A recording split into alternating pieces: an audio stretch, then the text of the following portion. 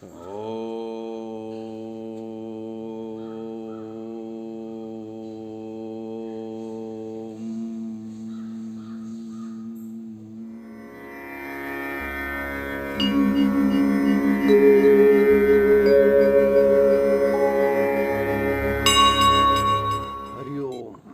स्वामी जी। हरिओम स्वामी जी। स्वामी जी, मैं जानना चाहता हूँ, आज का यूथ बहुत दुखी है। संसाधन होने के पश्चात भी इतना दुखी है कि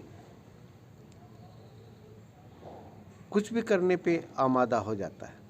जबकि हमारा समय एक ऐसा समय था जहाँ पर टेलीफोन की व्यवस्था नहीं थी, पत्र लिखा करते थे, 15 या 20 दिन में उसका उत्तर आता था और बड़े खुश होते थे और आनंद में रहते थे।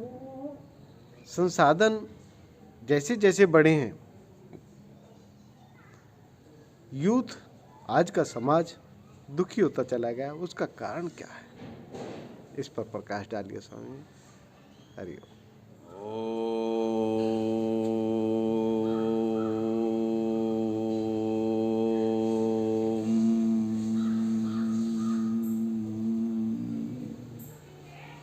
सर्वतर सौतंत अखंड मंगलाकारं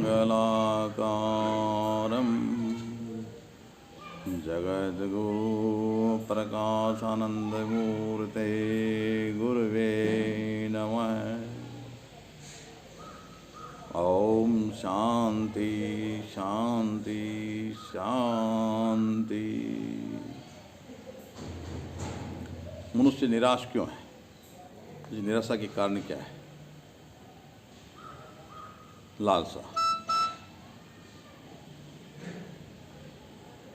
लालसा मनुष्य को निराशा का कारण बन रही है। अत्यधिक लालसा जो है मनुष्य को सुख से जीवन नहीं जीने देती।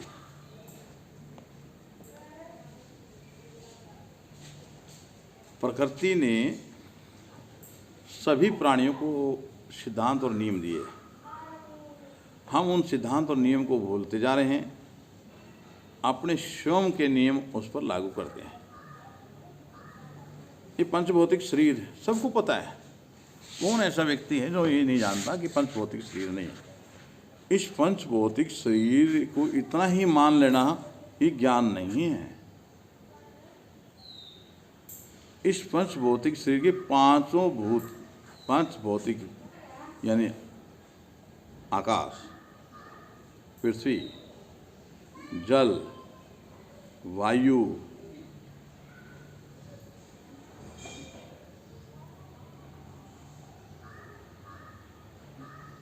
अग्नि,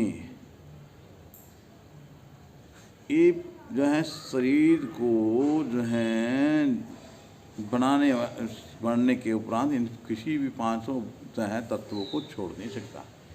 ये पांच तत्व जो है ना जल छोड़ सकता मनुष्य, ना वायु छोड़ सकता, ना आकाश को छोड़ सकता, ना पृथ्वी को छोड़ सकता।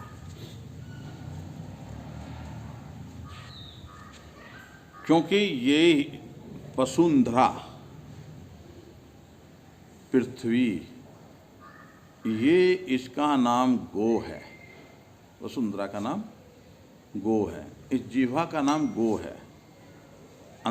जो अंदर स्थिर है, सचित है, उसका नाम आत्मा है, वो भी उसका शब्द भी नाम गो है। गो शब्द है से जो है उसके उपरांत एक गाय जिसको गो हम कहते हैं। अब हम उस पर मंथन करें तो भगवान शिव के वहाँ नंदी, वो नंदी कहाँ से आए? नंदीश्वर भगवान क्यों कहते हैं? यानी गाय के भी एक अंश से भगवान ने जन्म लेकर, नंदी का अवतार लेकर ये प्रमाण दिया कि ये वसुंधरा ही योनिश्च मुद्रा। अगर वसुंधरा ये पृथ्वी नहीं होगी तो कोई भी जन्म असंभव है। आकाश में जन्म नहीं हो सकता। और आकाश का आज तक कोई पता नहीं है, अरबों किलोमीटरों में फैला होगा, कितना है कितना नहीं है। और इसमें सैकड़ों सृष्टि है। जैसे पृथ्वी है ऐसे सैकड़ों सृष्टियाँ और हैं। इसको जानना पहचानना या इसको हम विज्ञान के द्वारा सिद्ध करना मेरी नज़र में असंभव है,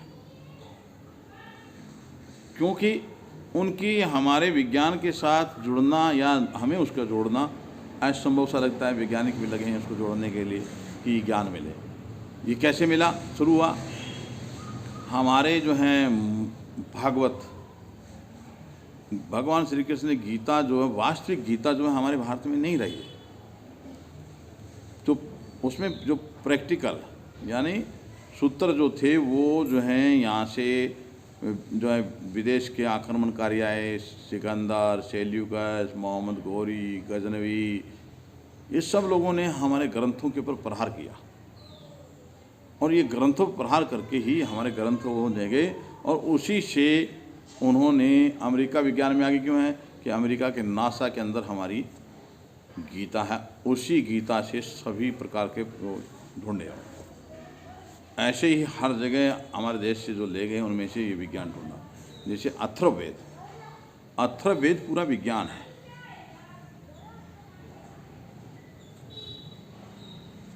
उसमें औषधियों का विज्ञान भी है, सृष्टि सर्जन का विज्ञान भी है, ऋग्वेद में विज्ञान है। वो हमें संदेश देते हैं कि आप आवश्यकता पड़ने पर इस कार्य को कर सकते हैं, विज्ञान को प्रयोग में ले सकते हैं। परंतु एक बड़ी विचित्र बात हो गई, जब ये पंचभौतिक शरीर होने के बाद अरबों वर्षों से ये मनुष्य का जन्म हुआ चला आ रहा है। जैसे ही पृथ्वी आई उसके आने के बाद में मनुष्य, प्राणी जगत, वनस्पति जगत सबकी उत्पत्ति हो गई। ये किसी वरदान की बात नहीं है, ईश्वर की ही क्रिया का कारण है। और ईश्वर कहाँ है? हम उसको आदर्श कह देंगे, निराकार कह देंगे। वो मंथन के उपरांत ही जान सकते हैं। जैसे दूध में घी है, दिखाई नहीं देता,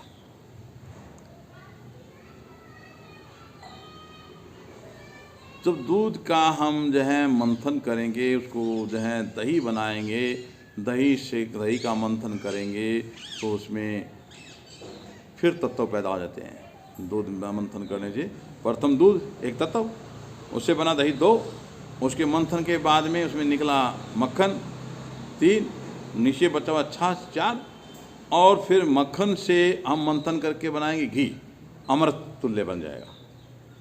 ऐसे ही उस ईश्वर को जागृति में लाने के लिए, जानने के लिए जो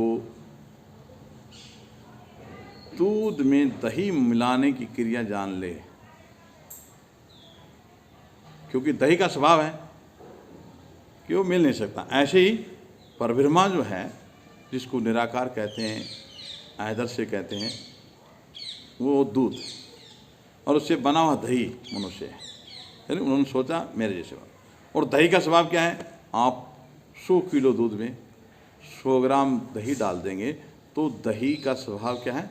उस 100 किलो दूध में अपना स्वरूप उसमें विलीन नहीं करेगा, वो दही के दूध के स्वरूप को अपने अंदर बदल देगा, दूध का दही बना देगा। ना कि वो स्वयं उसकी मात्रा बहुत कम होते हुए भी दही नहीं बनेगा, दूध नहीं बनेगा, दही तो बन गया। तो संदेश और सिद्धांत के सूत्र को हम धारण करते हैं, हमें जानकारी मिलती है कि हम जानते हैं, फिर भी हम अपने को उसमें परिवर्तित करने की कला को निर्धारित नहीं करते। ये ही भटकाव है इस पूर्ण सृष्टि का मनुष्य, पूरी पृथ्वी का मनुष्य। उस विज्ञान को ज्ञान के द्वारा जानने की चेष्टा नहीं करना या उसके अभ्यास को नहीं करना ही विडंबना सिद्ध होती है कि वो अपने ही इताह को नमस्तु मूढ़ आत्मा स्वार्थे परमागति दुर्लभम मानते तत्रापि पौरुषम। यानी वो स्वार्थ। अब हम किसी को दोष देंगे, कभी प्रकृति को,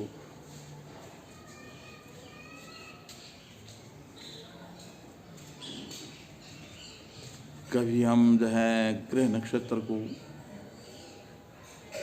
कभी हम किसी अन्य प्रकार के कारण को दोषी ठहरा देंगे, पर हम अपने स्वयं के दोष को देखने की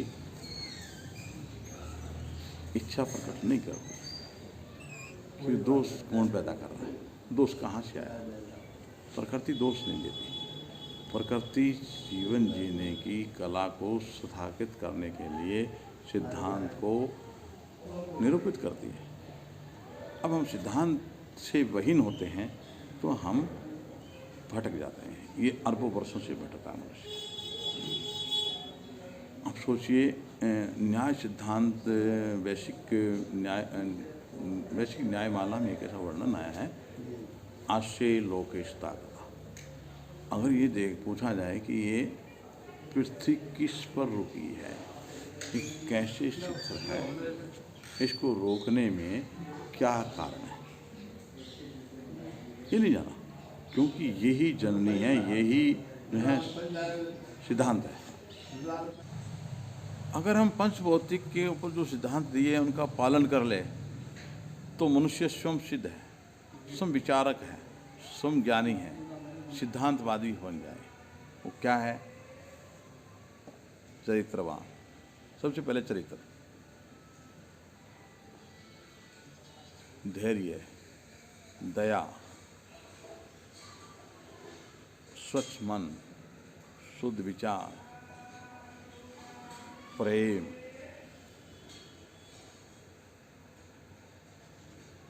कर्तव्य। जब हम इस पंचभौतिक शरीर के साथ, पंचभूतों के साथ इनको जोड़ देते हैं तो प्राचीन काल के हम लेखों को पढ़ते कि मनुष्य की आयु बहुत लंबी, हजारों वर्ष जिंदा हो रहता था। तो वो धीरे धीरे कम क्यों हुआ? हम ईश्वर को दोष देंगे, प्रकृति को दोष देंगे और किसी प्रकार के दोष देंगे, परंतु हम ये नहीं कभी विचार करते कि दोष हम जो दूसरों को दे रहे हैं वो हम उस पर ढूंढे। हम दूसरों को दोष देने में बड़े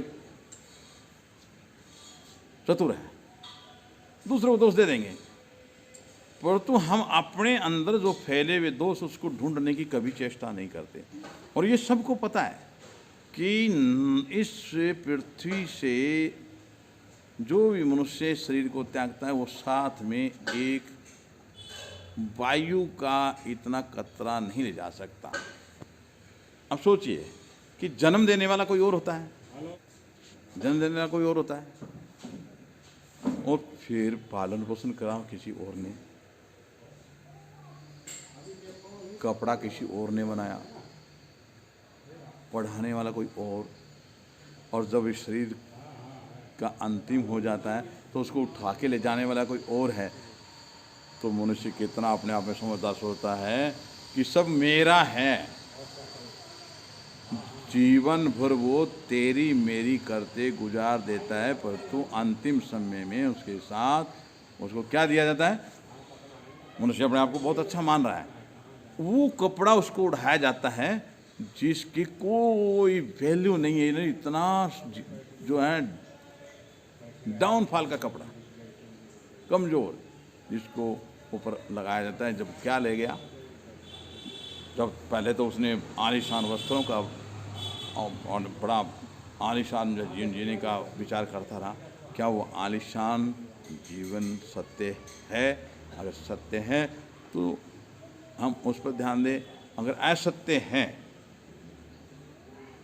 तो हमें स्वच्छ मन और शुद्ध विचारों की क्रिया को जानने के लिए अपने को आगे बढ़ाना चाहिए, अन्यथा जरा, पीड़ा, रोग, भय, इस सब मनुष्य को अरबों वर्षों से सताता रहा है और लड़ता रहा है, पक्ष विपक्ष और बीच में पक्ष की सुनेंगे तो कितनी सच है, विपक्ष की सुनेंगे तो कितनी सच है। पर तो क्यों है ऐसा? उसके बीच में संदेह है, पक्ष भी गलत है, विपक्ष भी गलत है। क्योंकि दोनों के बीच में जो संदेह है वही पक्ष विपक्ष बनाता है। क्यों ना हम मिलकर अच्छे विचारों की क्रांति लाए। तो अच्छे विचारों की क्रांति लाएंगे, स्वस्थ विचारों की क्रांति लाएंगे। जब हम स्वस्थता की ओर बढ़ जाएंगे तो हमारा जीवन सुख में, आनंद में, और फिर वही मनुष्य की आयु इतनी लंबी हो जाएगी कि वो कभी सोचा नहीं था। हरिओम तत्सत, हरिओम तत्सत, हरिओम तत्सत। का बहुत बहुत धन्यवाद, शुक्रिया, मेहरबानी। आपने साधारण शब्दों में बीज बताया कि क्यों दुखी है आज का व्यक्ति। आपका धन्यवाद, शुक्रिया। भाई देखो, महामंडलेश्वर जी ने जो बताया है वह साधारण नहीं है, असाधारण है। इन्होंने वेदों का, शास्त्रों का अध्ययन किया है और साधनाएं की हैं, और इनकी बातों को ध्यान में रखते हुए आप इनको अपने जीवन में उतारें और सदुपयोग करें, ठीक है। और आगे ये वीडियो शेयर करते रहें। कमेंट्स बॉक्स में जाके अपने क्वेश्चन पूछें। सब्सक्राइब कर लें, सब्सक्राइब नहीं किया तो, और सबसे पहले वीडियो पाने के लिए बेल आइकॉन को दबा दें। आज के लिए इतना ही। नमस्कार। हरिओम।